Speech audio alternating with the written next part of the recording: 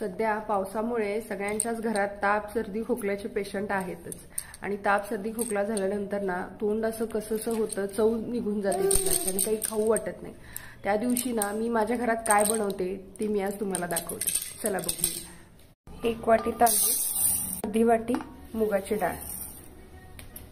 हा तांदूळ जो आहे तो मावळ इंद्रायणी आहे आणि ही डाळ जी आहे ती अनपॉलिश्ड टाटाची डाळ आहे, मूग डाळ। हे असं हाताने मिक्स करा आणि 3 वेळा धुवून घ्या। लसणाच्या पाकळ्या, शक्यतो लसूण जो आहे तो मिक्सरला न लावता असा खलबत्त्यामध्ये थोडासा ठेचून घ्या, चव छान लागते।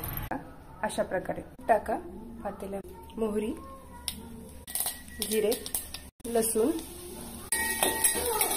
हळद मिक्स करून घ्या। तांदूळ आणि मुगाची डाळ जी आपण मिक्स करून 3 वेळा धुवून घेतलेली आहे ती टाका आणि मिक्स करून घ्या। मीठ, पाणी टाकून एकदा छान असं मिक्स करून घ्या।